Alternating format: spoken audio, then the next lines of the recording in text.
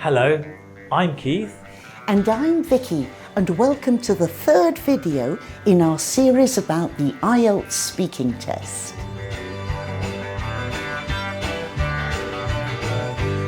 Today we're looking at part 2 of the exam, which is called the long term. What that basically means is it's a talk. Your examiner will give you a topic and you'll talk about it for 1 to 2 minutes. Part 2 is your opportunity to give a long answer and produce a flow of English. One of the things students find the hardest is thinking of things to say. Now I'm going to give you a topic and I'd like you to talk about it for 1 to 2 minutes. You have 1 minute to plan what you're going to say and you can make notes if you wish. Do you understand? Yes. Okay, here's your pencil and paper and here's your topic. I'd like you to describe a water sport you would like to try in the future. Now, I'm ready. I would like to try deep sea diving. Deep sea diving is great.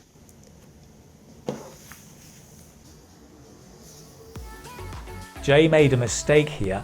It's hard to talk continuously for 1 to 2 minutes, and he should have used the minute to think of ideas. You'll need lots of ideas to talk for 1 to 2 minutes, so take advantage of the 1 minute and make notes. You have 1 minute to plan what you're going to say and you can make notes if you wish. Do you understand? Yes. Here's a pencil and paper and here's your topic. So I'd like you to talk about a special meal you had with your friends or family.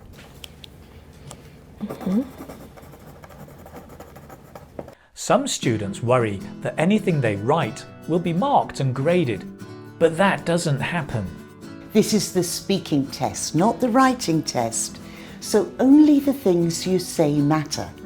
Nobody will look at your notes and the note paper will be destroyed at the end of the test.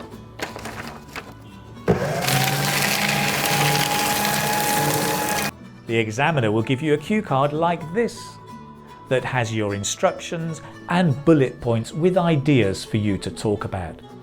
The bullet points are designed to help you structure your talk.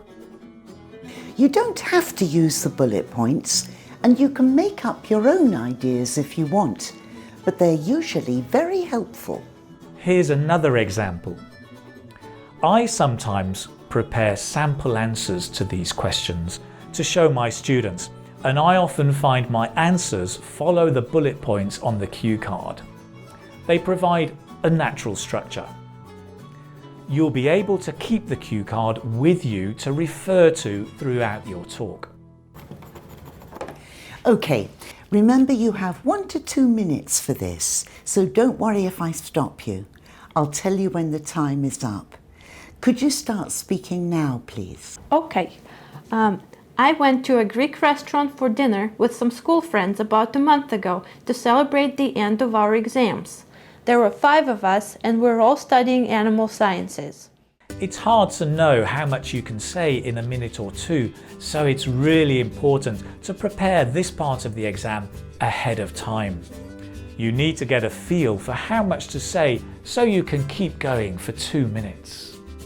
You can find example cue cards on different topics on my website. Use a stopwatch and record your answers so you can listen back to them. Your goal is to talk for at least 1 minute. That's the minimum. But if you can talk for 1.5 or 2 minutes, it's much better. You'll have more opportunity to show off your English and get a higher score. Some candidates prepare topics for part 2 that they have learnt by heart. This is a bad idea because you can't predict what topic you'll receive. Examiners are trained to spot memorised answers and they'll know if you've memorised an answer. Could you start speaking now, please? Yes, a water sport I'd like to try is scuba diving.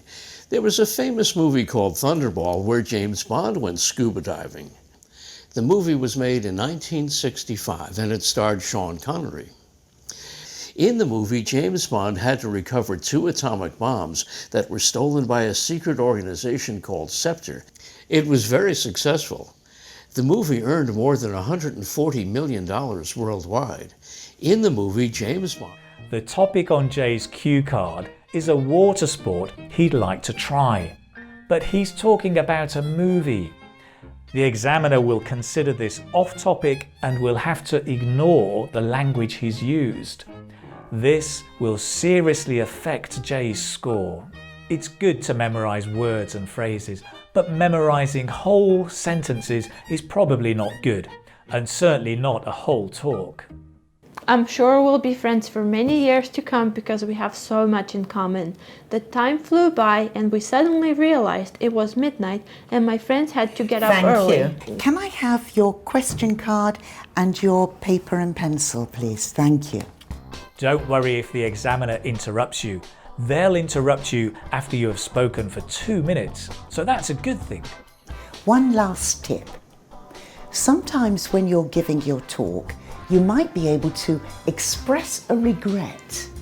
So you can say how you wish things were different now or had been different in the past. If you can, it's a great way to show off your grammatical range.